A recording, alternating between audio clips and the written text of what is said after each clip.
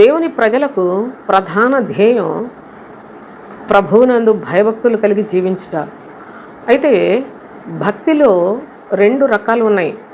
పైకి భక్తి కలిగిన వారి యొక్క అనుభవాలు లేఖనాల్లో వ్రాయబడ్డాయి, సద్భక్తిని గురించి కూడా వ్రాయబడ్డాయి. పైకి భక్తి కలిగిన వారు వారి యొక్క క్రియలు, వారి ప్రవర్తన అంతా కూడా దేవుని యొక్క లేఖనములకు, దేవుని యొక్క ఉద్దేశానికి, ఆయన చిత్తానికి చాలా వ్యతిరేకంగా ఉంటాయి వారి క్రియలు. కానీ సద్భక్తితో బ్రతుకును ఉద్దేశించే వారికి హింస కలుగును అని తెలియచేస్తున్నాయి.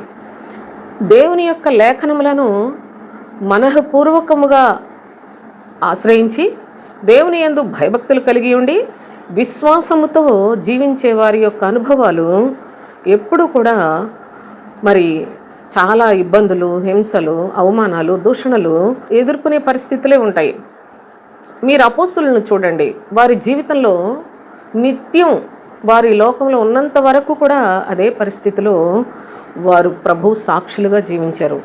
ఈనాడు భక్తి కలిగిన వారం అనుకుంటున్నాం, కానీ పైకి భక్తి కలిగి బ్రతుకుతున్నామా లేక మనము సద్భక్తి కలిగి ఉన్నామా గమనించాలి. పైకి భక్తి కలిగిన వారిని ప్రభు ద్వేషిస్తాడు, అసహ్యించుకుంటాడు, వేషధారులలోనికి నెట్టివేస్తాడు. చివరికి వారి యొక్క జీవితాల్లో చాలా నష్టపోతారు సోదరులారా. కానీ సద్భక్తి మనలను ప్రభు యొక్క రాజ్యానికి వారసులుగా చేస్తుంది.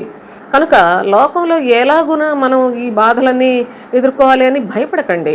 ఈ లోకంలో మనం బ్రతికేది చాలా తక్కువ కాలమే సోదరులారా.